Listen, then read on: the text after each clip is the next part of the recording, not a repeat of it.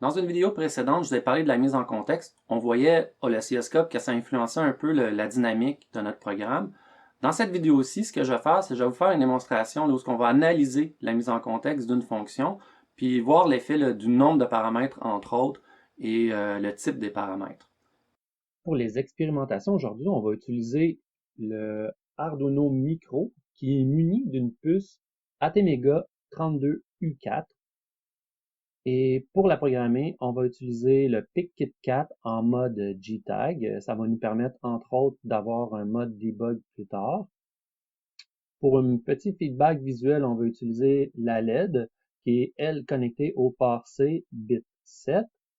Puis pour regarder l'aspect temporel, on va utiliser un oscilloscope qui va être connecté sur la sortie du port C bit 7, là, directement sur la plaquette blanche. Le reste du montage importe peu pour l'instant. Voici une fonction très simple afin d'observer le processus d'appel d'une fonction et la fameuse mise en contexte. Pour réaliser cette observation, nous allons utiliser le mode debug, disponible via le bouton Play ou via la commande F5. Le point d'arrêt au début du programme permet d'immobiliser l'exécution à cet endroit précis. Pour voir le code assembleur, nous cliquons sur la fenêtre Disassembly. Nous activons également les fenêtres Processeur, Status et Memory. La fenêtre Memory permettra de voir les variables et le stack. Il faut sélectionner Data ERAM et positionner selon le Y actuel. Dans notre cas, c'est autour de 0xAF0. Pour faciliter l'analyse, nous allons agrandir la zone du processeur et représenter la mémoire sous la forme d'un tableau. Le programme Counter PC est actuellement à 0x73. Les deux premières opérations consistent à envoyer le contenu de Y, contenu dans R28 et R29, sur le stack. C'est une opération qui est commune au début d'une fonction, et puisque le main est une fonction, c'est normal qu'on la retrouve ici. Le stack pointer indique la prochaine destination du stack. On constate également que les valeurs R28 et R29 sont maintenant mémorisées dans notre tableau. La prochaine instruction n'est pas réellement un appel de fonction. C'est en fait une astuce du compilateur pour décrémenter le stack pointer pour être au-dessus de la case mémoire pour la variable A. Le compilateur place maintenant Y à l'adresse indiquée par le stack pointer. Dans le ATmega 32U4, le stack pointer est séparé en deux parties, SPL et SPH, donc pour low et high, qui sont respectivement aux adresses 0x3D et 0x3F. Vous pouvez aller voir la datasheet à la page 416 pour avoir plus d'informations. Ici, on voit que les deux opérations visent simplement à positionner, donc à aller chercher le stack pointer actuel. Le processeur arrive enfin au début de notre code. Pour écrire en mémoire, le processeur doit passer par les registres R0 à R31. Il ne peut pas le faire directement. Il place donc la valeur dans un registre, puis la valeur du registre est ensuite envoyée en mémoire. On voit ici que l'instruction déplace la valeur de R24 dans la mémoire. C'est la même chose pour la variable B. Pour la variable C, c'est un peu différent. Il utilise R1 car l'initialisation de C était de 0. R1, on se rappelle, c'est le registre qui contient tout le temps 0. Nous arrivons à l'appel de notre fonction et donc la dite mise en contexte. La première étape consiste à placer les paramètres à transmettre dans les registres. Ici, il utilise R22 et R24.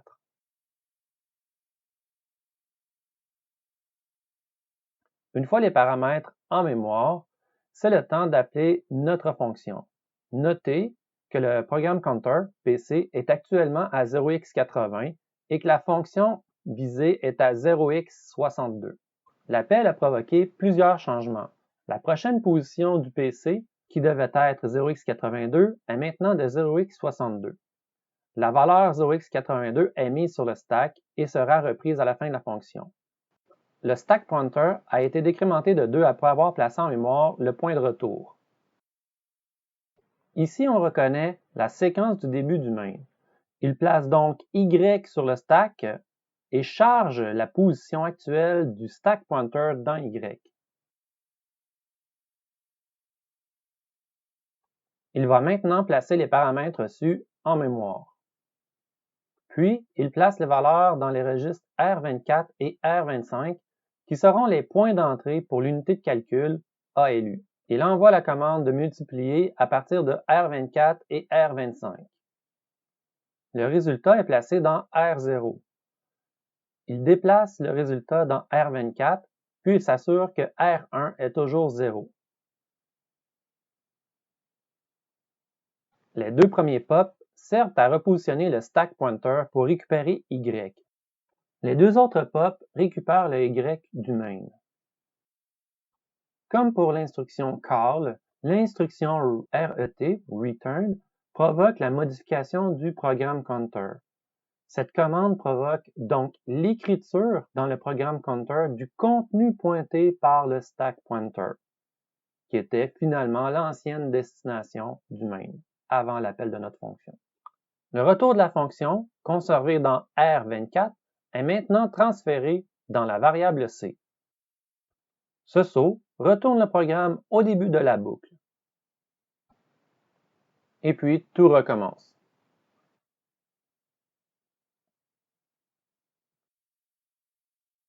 Après cette démonstration, il y a un certain nombre de choses qu'on pourrait conclure. Dans un premier temps, on devrait s'attendre à ce que si on augmente le nombre de paramètres, le temps de mise en contexte augmente. Dans le même ordre d'idée, si jamais on changeait le type de nos paramètres pour, par exemple, passer d'un unsigned int 8 bits à un unsigned int 16 bits ou 32 bits, ou encore un type décimal comme le float, on pourrait aussi s'attendre à voir le temps de mise en contexte augmenter. C'est ce qu'on va vérifier tout de suite. Pour évaluer les temps de mise en contexte, ce qu'on va utiliser, c'est les définitions pour le contrôle du LED présent sur le port C bit 7. La première fonction qu'on va évaluer, c'est une fonction qui retourne rien et qui reçoit rien. Pour la mesure, ce qu'on fait, on active le LED, on fait l'appel à la fonction et on désactive le LED. On se rappelle que l'activation du LED prend à elle seule 125 nanosecondes. On pourra soustraire ce temps-là des temps observés si jamais on veut un résultat plus précis. Ce qui va nous intéresser le plus, cependant, c'est les variations entre les différents types de mise en contexte. On commence avec la première et on regarde le résultat à l'oscilloscope. Donc, présentement, on observe un temps de mise en contexte de 1.9 microsecondes. Tout ce qu'on va faire, on va les noter avec la déclaration. Maintenant, si, par exemple, on s'ajoute un paramètre d'entrée et on fait rien nécessairement avec ce paramètre-là, on va voir qu'est-ce qui arrive. Le temps de mise en contexte a augmenté à 2.4 microsecondes.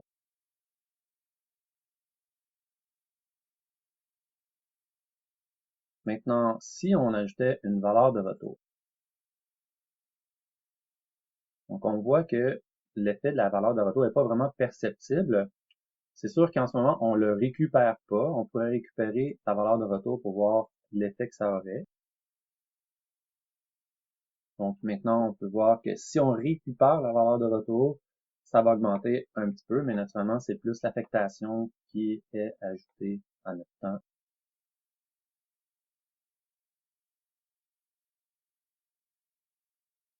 Maintenant, ce qu'on va faire, on va ajouter un deuxième paramètre.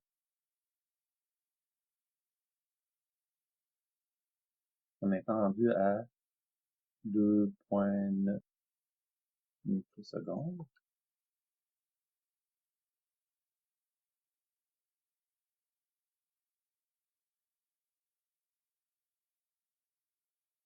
Ensuite, à nos observations, on peut conclure que pour l'ajout d'un paramètre de 8 bits, on observe une variation d'environ 0.5 microsecondes, alors que si on fait un type de retour, mais qu'on le récupère pas, ça fait pas vraiment de variation. Mais si on fait la lecture de ce type-là, on observe une variation d'environ 0.1 microsecondes supplémentaire. Avec l'ajout d'un deuxième paramètre de 8 bits, on a vu encore là, une variation de 0.5 microsecondes. Donc, ça semble assez constant. À toutes les fois qu'on ajoute un octet, on devrait pouvoir observer une variation d'environ 0.5 microsecondes par octet ajouté. Pour évaluer la variation sur les types, on va retourner à notre déclaration de fonction qui avait seulement un paramètre. Cette fois-ci, on va utiliser un 16 bits sans lecture de retour. 2.8 microsecondes. Donc, si on compare avec le 8 bits, on a observé une variation de 0.4 microsecondes. C'est un résultat qui était prévisible. Si on regarde ici, on avait 2.4 microsecondes pour 1 octet. Ici, notre paramètre est de 2 octets. Donc, c'est l'équivalent, au fond, de passer 2 paramètres de 1 octet, une variation de 0.4 microsecondes. Donc, on peut faire l'hypothèse que à toutes les fois qu'on ajoute 1 octet dans nos paramètres, ça va nous ajouter 0.4 microsecondes dans notre mise en contexte. Si maintenant on y allait directement avec un 32 bits, nous sommes rendus à 3.9 microsecondes. Donc ici, on a ajouté encore 2 octets dans les paramètres. On devrait s'attendre à augmenter d'environ 0.8, mais on observe plutôt une variation de 1.1 microsecondes. C'est probablement dû à la surcharge, dû au fait que maintenant c'est un 32 bits. Et le dernier test qu'on pourra faire, c'est de voir l'effet d'un float, qui est aussi 32 bits. Exactement le même résultat. Donc, on a vu que le nombre de paramètres et le type de paramètres influencent effectivement le temps de mise en contexte des fonctions. Quand on veut absolument avoir un certain nombre de paramètres à passer par une fonction, une des solutions, ça serait de faire un tableau si les paramètres sont de même type, ou sinon, on pourrait utiliser une structure si jamais les types sont un peu différents. Naturellement, il y a tout le temps le débat de se demander est-ce que j'ai besoin de passer tous ces paramètres-là, est-ce que je ne pourrais pas les mettre globales? Il y a toujours un risque avec les variables globales, c'est que d'autres fonctions modifient nos variables alors qu'on s'y attendait pas. Donc, c'est certain qu'en ayant des paramètres locaux, c'est toujours plus sécuritaire, mais dans certains cas, on n'a pas le choix, on doit utiliser les variables globales. Puis naturellement, ça peut aider aussi à augmenter la dynamique de notre programme. J'espère que vous avez aimé la vidéo. Si c'est le cas, n'hésitez pas à liker. Vous pouvez aussi souscrire à la chaîne pour avoir d'autres vidéos de même type à venir. Et n'hésitez pas à poser des questions dans les commentaires, ça va me faire plaisir d'y répondre. Merci, à la prochaine!